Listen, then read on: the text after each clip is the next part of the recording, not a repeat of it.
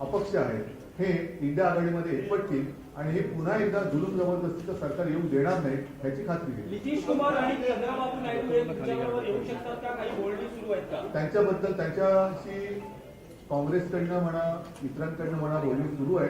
परत एकदा सांगतो की चंद्रबाबू नायडूने सुद्धा भाजप सरकारने काही कमी त्रास दिला नव्हता, नितीशना सुद्धा काही कमी त्रास दिला नाही. तर पुन्हा त्रास हवा का हा एक प्रश्न आहे आणि मला खात्री आहे की एकदा हे गेलेले सरकार उंबरठ्यावरती आहे ते उंबरठ्यावरनं बाहेर काढण्यासाठी सगळे जे यांच्या जुलूम जबरदस्तीला चिडलेले आणि कंटाळलेले लोक आहेत ते इंडिया आघाडीत येतील.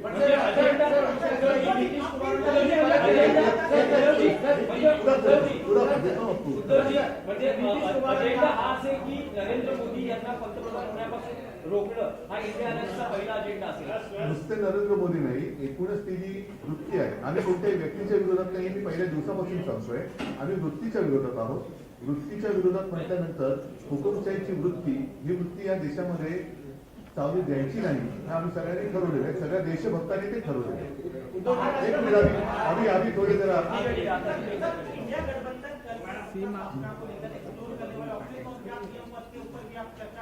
बिल्कुल करेंगे. और जैसे मैंने अभी अभी कहा कि जिस दिन हमारा गठबंधन हुआ इंडिया, उसी वक्त हम सारे लोगों ने तय किया था कि किसी व्यक्ति को लेकर नहीं, लेकिन एक जो तानाशाही है देश में उसको खत्म करना चाहिए, देश का संविधान बचाना चाहिए.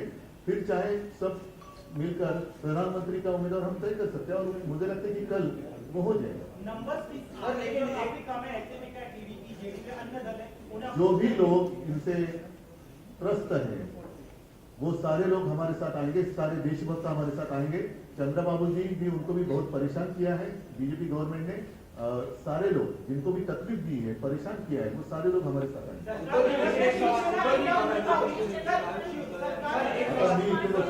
ममता बॅनर्जी सोबत आहेत. ममता बॅनर्जी आमच्या सोबत आहे. ममता बॅनर्जी पण सोबत आहे. पण मी तुम्हाला सांगतो, ममता बॅनर्जींना सुद्धा खूप छळलेलं आहे. या छळवणुकीपासून सगळे लोक आता कंटाळले आणि चिडले की एवढा तुम्ही त्रास कसा देऊ शकता. एक लोकशाही म्हटल्यानंतर, राजकारण म्हटल्यानंतर कोणी विरोधात असू शकतं, कोणी सोबत येऊ शकतं, पण तो जीवघेणा विरोध असता कामा नये. सुडाचं राजकारण होता कामा नये. सुडाच्या राजकारणाला जे त्रासलेले आहेत सुडाच्या राजकारणाने, ते सगळे देशभक्त इंडिया आघाडीचे. मैंने जो बात कही उसमें और अलग भूमिका बताने की क्या आवश्यकता है. बातचीत जरूर करूंगा. मेरी और ममता दीदी की बात हुई है और सारे लोग साथ थे और साथ रहेंगे.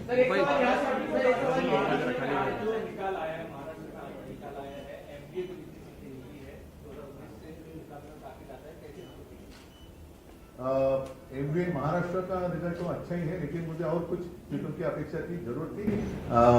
2-4 सीट्स वैसे तो मुझे जितने हमने लड़ी थी 48, तो 48 के 48 हमें जीतना चाहिए था.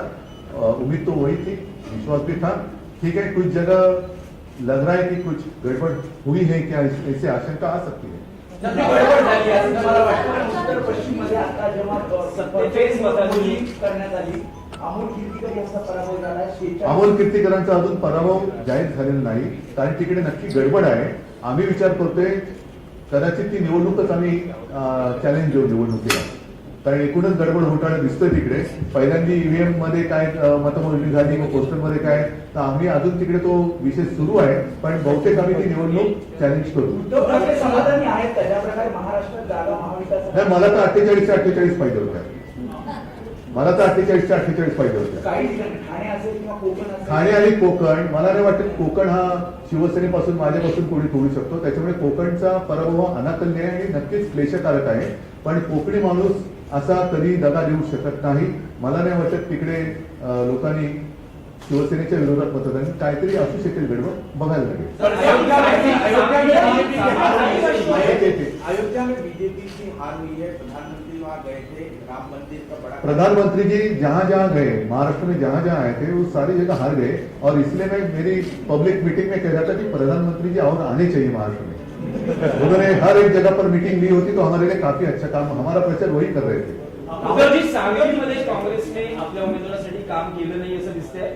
विशाल पाटील यांचा विजय झालेला आहे, तर सांगलीच्या बाबतीत तुमचं काय मत आहे? सांगलीच्या बाबतीमध्ये उघड उघड दिसतंय आघाडीचा धर्म पाळला गेला की नाही पाळला गेले बघतोय आणि त्यानुसार आमची पुढची पावले ठरतील. महाविकास स्वागत केलं जाईल विशाल पाटील जर नाही बघू ना आता काय होतं त्याच्यावरती.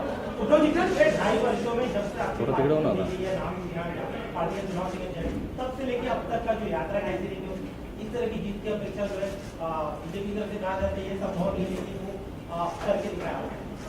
मैं तो जितने सारे लोगों ने मुझ पर विश्वास दिखाया उन सारे लोगों का दिल से धन्यवाद उनको देता हूँ।